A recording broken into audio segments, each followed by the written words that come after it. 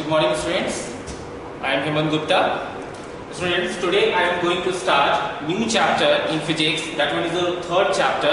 We have already studied two chapters in physics. First one is the force and pressure, and second one is friction. Now, today I am going to learn you the third most important chapter, which is most interesting also. The name of the chapter is sound.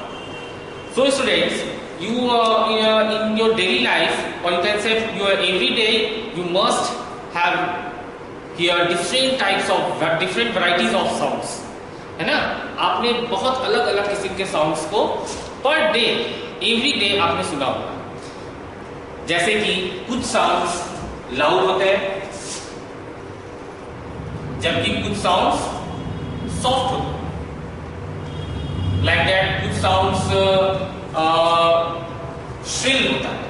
Shrill का मतलब क्या होता है? Sharp, तेज आवाज. जबकि कुछ sound क्या होता है? डल. इसी प्रकार आपने और भी तरह का साउंड सुना होगा जो आपको कानों को बहुत अच्छा लगता होगा, which is called pleasant sound.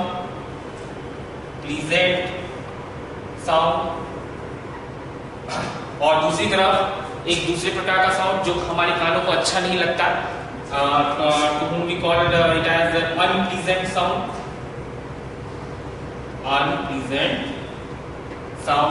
ठीक है?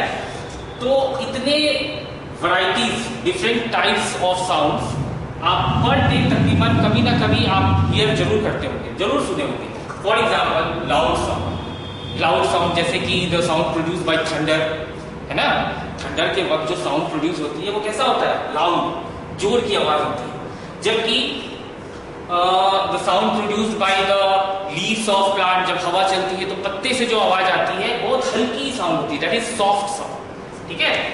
Next one is shrill sound. Shrill जैसे मैंने कहा, what is the meaning of shrill? Shrill means sharp means तेज आवाज, जैसे कि the sound produced by whistle. ठीक है?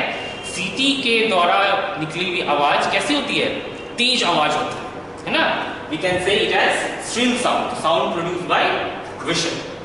On the other hand, the sound produced by beating the drum को जब हम लोग बीट करते हैं तो उससे जो ढप ढप की आवाज आती है वो कैसा साउंड है? डल साउंड है ना? Next one is pleasant sound जो हमारे कानों को अच्छा लगता है. फॉर एग्जाम्पल बहुत सारे ऐसे म्यूजिकल इंस्ट्रूमेंट्स हैं, है ना? सितार, गिटार, जब हम या पियानो जब उनको हम लोग प्ले करते हैं तो उनसे जो साउंड प्रोड्यूस होती है that feels pleasant to our ear, हमारे कान को अच्छा लगती है ना? तो वो साउंड किस कैटेगरी में आती है? Pleasant sound. और वो साउंड जो हमारे कानों को अच्छा नहीं लगती है, जैसे कि sound produce by drilling machine, है ना? ड्रिलिंग मशीन आपने देखा होगा, कुछ वर्कर्स को काम करते वक्त जब वो ड्रिल करते हैं दीवार के में, जब वो होल कर रहे होते हैं या किसी ग्राउंड सरफेस में जब ड्रिल, तो बहुत हाई इंटेंसिटी का साउंड प्रोड्यूस होता है जो हमारे कानों को अच्छा नहीं लगता है, अनप्लीजेंट फील होता है. ठीक है? So that comes under unpleasant sound. So overall students, what we conclude here, these all different types of sounds depends upon some characteristics, है ना? ये जितने सारे साउंड है कुछ ना कुछ एक पर्टिकुलर कैरेक्टरिस्टिक्स पे निर्भर करता है. It means that each sound has its own characteristics. Her sound का अपना कुछ ना कुछ अपना खुद का कुछ कैरेक्टरिस्टिक होता है, जिसकी बेस पे, on the basis of which we can distinguish the one sound with another sound. एक साउंड को हम दूसरे साउंड से कैसे डिस्टिंग्विश कर पाते हैं, कैसे अलग अलग कर पाते हैं? on the basis of characteristics. ठीक है? ये बहुत इंपॉर्टेंट टॉपिक हम लोग आगे देखेंगे, कैरेक्टरिस्टिक्स ऑफ साउंड. ठीक है? तो ये जितना भी तरह का हमने जस्ट साउंड टाइप्स जो भी देखे, loud sound, soft sound, shrill sound, dull sound, pleasant और unpleasant sound, these all different types of sounds have some certain characteristics, and on the basis of these characteristics we can distinguish between them. ठीक है? तो now come to the main topic, that to whom do we call sound? Sound हम बोलते किसको? दरअसल sound जो है, sound एक एनर्जी का फॉर्म है. To whom do we call sound? Sound is a form of energy. जो कैसे प्रोड्यूस होता है? That is produced when objects vibrate. जब ऑब्जेक्ट वाइब्रेट करता है. इसको और अच्छे से समझते हैं.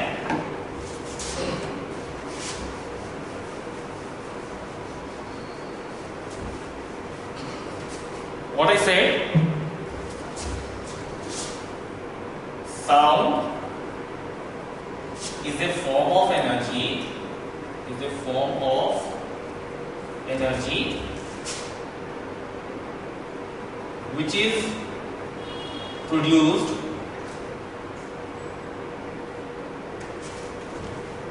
when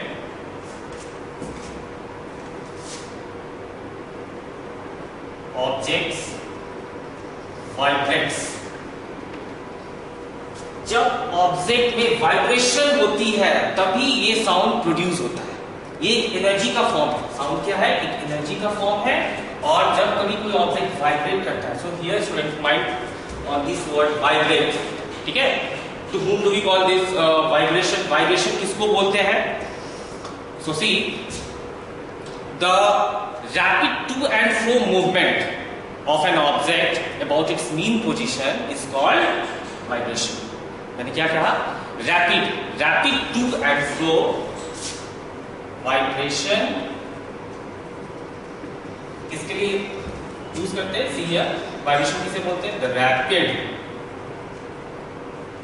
to and fro motion of an object about its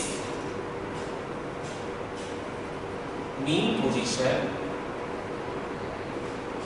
is called vibration। ठीक है, इसको समझते हैं। Rapid, what is the meaning of this word rapid? Rapid मतलब जल्दी जल्दी। कैसा मोशन हो रहा है? To and fro motion. To and fro motion है ना, किसमें? किसी ऑब्जेक्ट में। किस पोजीशन के about? About its mean position is called vibration. इसको एग्जांपल से समझते हैं। फॉर एग्जांपल, ये एक वॉल है,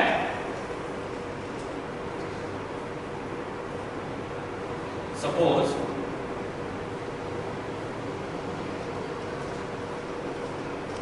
इस वॉल से एक हुक लगा हुआ, ठीक है। This hook is attached to this wall. Now I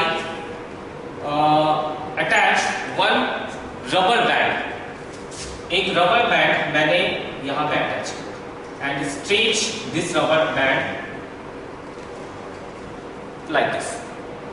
rubber band को मैंने क्या किया? स्ट्रेच किया। एक एंड से रबर बैंड को मैंने इस हुक पे लगाया और उसको स्ट्रेच किया, ठीक है। मैंने इसको स्ट्रेच करके पकड़ के ऐसे रखा हुआ, इसको स्ट्रेच करके पकड़ के ऐसे रखा। What is this? This is your rubber band, this is hook and this is wall, ठीक है। Now I plug this. Plug means मैंने फिंगर से इसे ऐसे प्लग किया, ठीक है। इसको डिस्टर्ब किया, then what will happen? This rubber band will start doing एक पर्टिकुलर मोशन। उस मोशन को क्या कहेंगे? To and fro motion. कैसा मोशन करेगा? ऐसे ऊपर और नीचे टू एंड फ्रो मोशन करना स्टार्ट करेगा, ठीक है। About its mean position, this is the mean position, this is the original position, ठीक है। रबर बैंड का जब मैंने स्ट्रेच किया था तो ये रबर बैंड का कौन सा पोजीशन है? स्टार्टिंग में मीन पोजीशन, ठीक है। डिस्टर्बिंग करने से पहले जो पोजीशन है रबर का, ये कौन सा पोजीशन है? Mean position. अब जैसे मैंने इसको अपने फिंगर से प्लग किया तो फिर ये क्या करना स्टार्ट करेगा? It will start doing to and fro motion, ठीक है। टू एंड फ्रो मोशन करना स्टार्ट करेगा। Rapid see a word, rapid to and fro motion, जल्दी मोशन करना स्टार्ट करेगा about its mean position is called vibration. Then we can say that, हम बोल सकते हैं कि ये रबर बैंड अभी क्या कर रहा है? वाइब्रेट कर रहा है। क्या कर रहा है? Vibrate. Now students, I think you get my point that to whom do we call vibration? Vibration किसको बोलते हैं? ठीक है, जब कोई बॉडी कैसा मोशन कर रहा होता है? To and fro motion about its mean position, then the body is said to be vibrating. तब बॉडी का क्या बोला जाता है? बॉडी वाइब्रेट कर रहा है, ठीक है। So again come to the definition of sound. Sound is a form of energy. एक एनर्जी का फॉर्म है जो कब प्रोड्यूस होता है? तभी प्रोड्यूस होता है जब ऑब्जेक्ट वाइब्रेट करता है। That means that अगर कोई ऑब्जेक्ट वाइब्रेट नहीं कर रहा है, इसका मतलब उसमें साउंड प्रोड्यूस नहीं होगा। साउंड कब प्रोड्यूस होगा? जब ऑब्जेक्ट में वाइब्रेशन होगा, otherwise sound will not produce. Here you can see this simple experiment कि जैसे ही ये वाइब्रेशन करना बंद करेगा, ठीक है, क्योंकि धीरे धीरे वाइब्रेशन क्या होगी, इसकी स्लो डाउन होते जाएगी। जैसे ही वाइब्रेशन बंद करेगा तो ये साउंड प्रोड्यूस करना भी बंद करेगा। जब ये वाइब्रेट करेगा तो इससे आवाज आएगी, और जब ये वाइब्रेशन करना बंद कर देगा, when its vibration will get slow down, then the sound which was producing will also get vanish। तो साउंड भी क्या होगा, खत्म हो जाएगा। किसके साथ खत्म होगा, वाइब्रेशन। वाइब्रेशन खत्म तो साउंड भी प्रोड्यूस होना बंद हो जाएगा, ठीक है। तो इससे आप क्या सीखे, साउंड कब प्रोड्यूस होती है, किसी भी ऑब्जेक्ट में तभी प्रोड्यूस होती है जब वो ऑब्जेक्ट वाइब्रेट करता है। क्या करता है, vibrate. What is the meaning of vibration, the meaning of vibration is rapid to and fro motion of an object about its mean position is called vibration, ठीक है। Now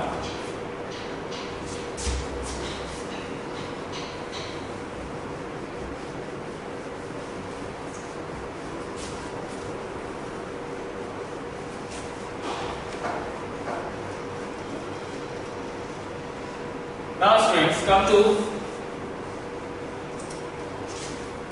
some important terms related to this sound। ये जो sound अभी जब हमने पढ़ा, जो sound produce होता है, ठीक है, कब प्रोड्यूस होता है, जब ऑब्जेक्ट वाइब्रेट करता है। Then it produce in the form of wave. किस फॉर्म में प्रोड्यूस होता है, एक वेव के फॉर्म में प्रोड्यूस होता है, ठीक है, like this, see, produce in the form of wave. This is the representation for the sound wave. ये किसका रिप्रेजेंटेशन है, साउंड वेव का, ठीक है। ये ऊपर वाले पार्ट को कहते हैं क्रेस्ट, CREST, क्रेस्ट, और नीचे वाले को बोलते हैं ट्रफ, TROUGH, ट्रफ। ये ऊपर वाला पार्ट क्या है, क्रेस्ट, और ये क्या है, नीचे trough. Try to understand this. ये जो साउंड प्रोड्यूस होती है, कब प्रोड्यूस होती है, when sound is produce when objects vibrate, ठीक है। जब ऑब्जेक्ट वाइब्रेट करता है तब साउंड प्रोड्यूस होती है, और ये साउंड प्रोड्यूस होती है in the form of waves. We can say that sound produce in the form of waves, wave के फॉर्म में फॉर्म होती है। और इस वेव की कुछ इंपॉर्टेंट टर्म्स मैं बताऊंगा, ठीक है।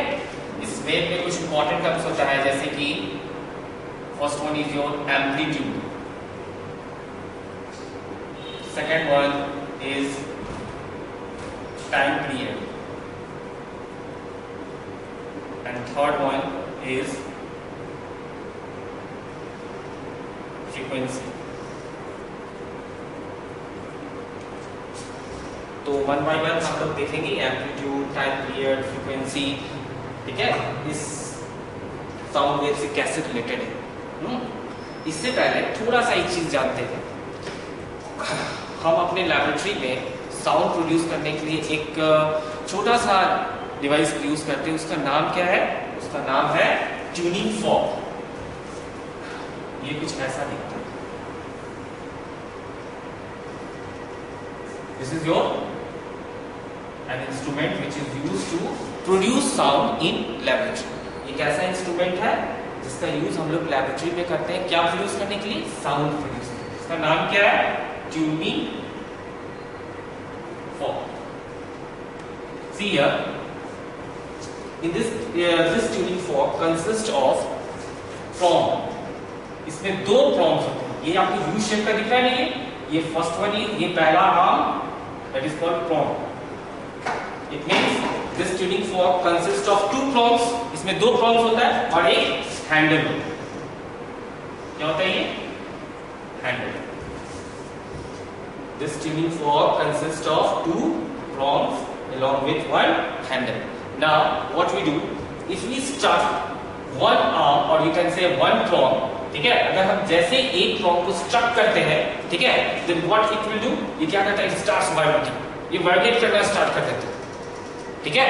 और जब वाइब्रेशन करेगा तो ऑब्वियसली अभी जस्ट हमने पढ़ा, कोई भी ऑब्जेक्ट जब वाइब्रेट करता है तो साउंड प्रोड्यूस करेगा, है ना। तो ये वाइब्रेट करना स्टार्ट कर देता है। ये इतना फास्ट वाइब्रेट करता है, ठीक है। इसको हम लोग आज लैबोरेटरी में देखेंगे, लैब में इसको दिखाया जाएगा कि ट्यूनिंग फॉर्क को जब हम लोग डिस्टर्ब करते हैं किसी भी एक आर्म को, ठीक है, दोनों प्रॉन्ग में से किसी एक को, देन स्टार्ट्स वाइब्रेटिंग। और इसका यूज किस पर्पस के लिए किया जाता है, to produce sound in experiment, ठीक है। एक्सपेरिमेंट में कोई भी एक्सपेरिमेंट करने के लिए जिसमें साउंड की जरूरत है, तो उसमें इसकी यूज ला जाती है। ठीक है, तो ये जो साउंड जो प्रोड्यूस हो रहा है, ये जो साउंड प्रोड्यूस हो रहा है वो किस फॉर्म में हो रहा है? Produce in the form of wave. किस फॉर्म में हो रहा है? वेव के फॉर्म में हो रहा है। मैंने अभी जस्ट कहा वेव के फॉर्म, लेकिन इस वेव को सिंगल वेव को पढ़ना बहुत टफ हो जाता है। इसीलिए इसको थोड़ा सा इजी करने के लिए हम लोग एक दूसरे तरीके से इसको समझते हैं, that is called simple pendulum. ठीक है, उसको हम लोग सिंपल पेंडुलम कहते हैं। वहां से हम लोग वाइब्रेशन या ऑसिलेशन का मतलब समझेंगे। ठीक है, और वहां से वेव कंपैरिजन करेंगे इन दोनों का। तो see here, to whom we call simple pendulum, this is your fixed rigid support। ठीक है, ये क्या है? फिक्स्ड रिजिड सपोर्ट है। इससे एक हुक लगा है और इस हुक से थ्रेड और इसके एक एंड पे मेटल का बॉल लगा है। This is your metal ball. ठीक है, this metal ball is known as bob. इस मेटल बॉल को क्या कहते हैं? Bob. This is your thread, this is hook, and this one is fixed rigid support। fixed rigid support। So overall this arrangement is for simple pendulum। ठीक है, ध्यान से देखेंगे इसको।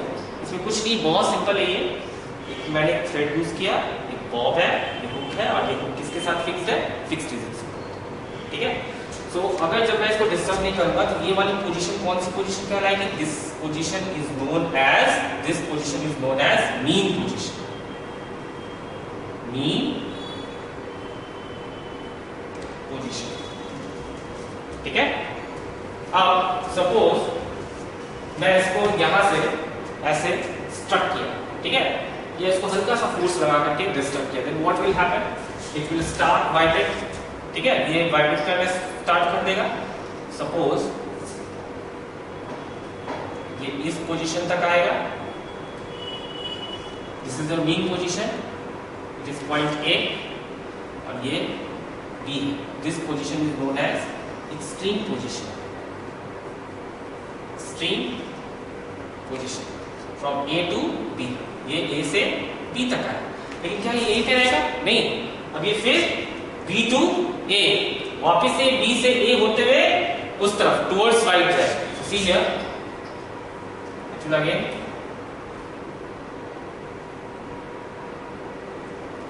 come to the position C। this position C is also your extreme position। ये भी extreme position ही है। so here you can see that mean position बीच में है और इन दो मीन पोजीशन के दोनों साइड में ही क्या है? Extreme position. Don't get confuse, single Bob है ये दोनों इसका पोजीशंस है, डिफरेंट पोजीशंस है।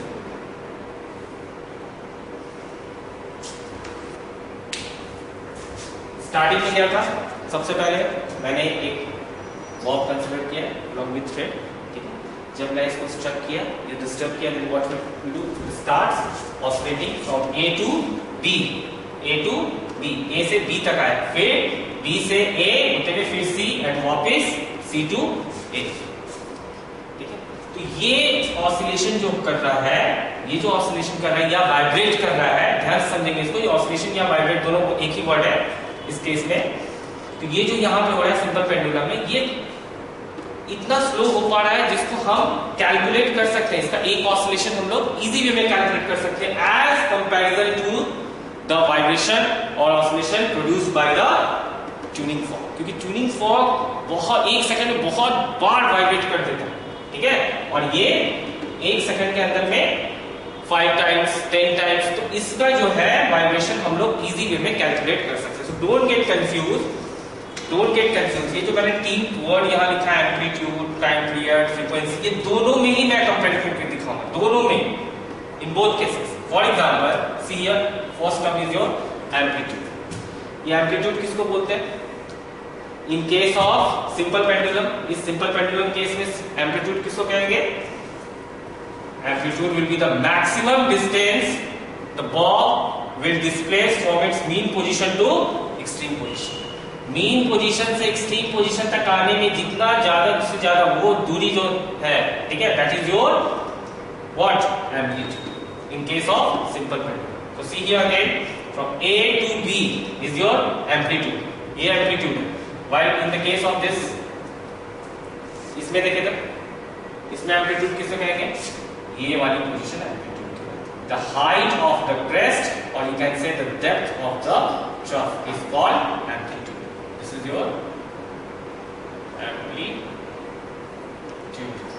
Again it is amplitude.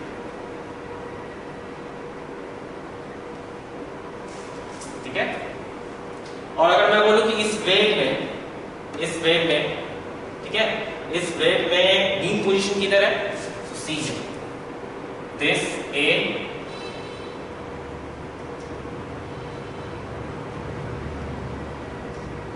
C and E, A, C, E are the mean position.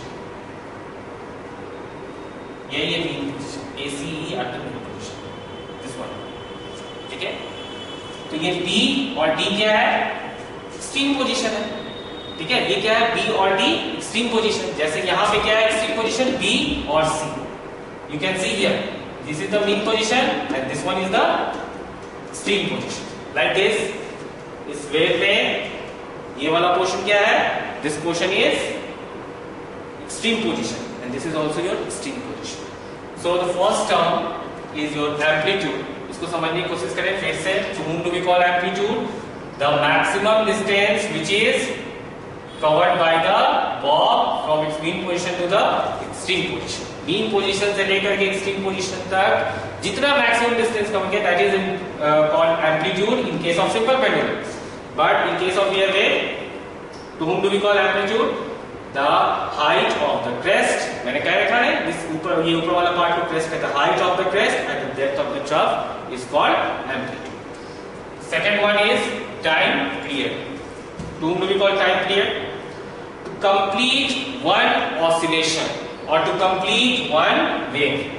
इस केस में एक ऑसिलेशन कंप्लीट होने में जितना समय लगेगा, टू कंप्लीट वन ऑसिलेशन, उसमें जितना वक्त लगेगा, that is called your one time period. इसी को कहते हैं time period. The time taken by the bob to complete one oscillation is called time period. In this case the time taken by the wave to complete one wave, ठीक है, एक wave complete होने में जितना वक्त लगेगा, that is called time period.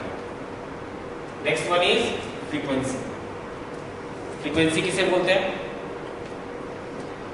With in 1 second the number of oscillations कितने सारे हुए, आई मीन टू से नंबर ऑफ ऑसिलेशंस, और इन this case the number of waves in 1 second is called frequency.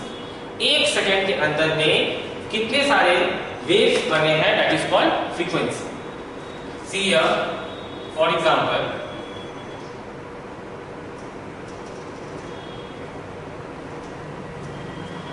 in this case you can count how many waves are forming here, 1, 2 and 3। तो अगर एक second में अगर 3 waves बना है, it means इसकी frequency कितनी है, 3 हर्ट्ज। कितनी फ्रीक्वेंसी है, 3 hertz. The unit of frequency is hertz. Frequency को हम लोग किस में मेजर करते हैं, हर्ट्ज में, HERTZ, हर्ट्ज, जिसको हम लोग HZ, ठीक है। So in this case we can say the frequency of the wave is 3 Hz. Why 3 Hz? क्योंकि इसने एक सेकेंड में 3 वेव्स कंप्लीट किया। Like this, अगर कोई Bob with in 1 second 5 oscillations complete करता है, ठीक है, then the frequency will be 5 Hz। और एक ऑसिलेशन कब कहा जाएगा, कि एक ऑसिलेशन हुआ, see here, this is the mean position when after disturbing this bob from its mean position, ठीक है। तो ये कहां से कहा जाएगा, A to B, then again B to A, then C and finally come to A। A से B तक जाएगा, फिर B से A होते हुए C और वापस C से A तक पोजीशन आएगा, ठीक है। तो इस ओवरऑल को कहते हैं वन ऑसिलेशन। इस एक ऑसिलेशन वो कंप्लीट होने में जितना टाइम लगता है that is called time period. और 1 सेकंड के अंदर में जितने सारे ऑसिलेशंस हो जाएंगे दैट इज कॉल्ड फ्रीक्वेंसी। ठीक है? So students, I will provide my hand written notes for this, try to understand. ठीक है? इसको फिर से अच्छे से समझने की कोशिश करेंगे कि साउंड क्या होता है, साउंड कैसे प्रोड्यूस होता है, और साउंड की कुछ इंपॉर्टेंट टर्म्स। ठीक है?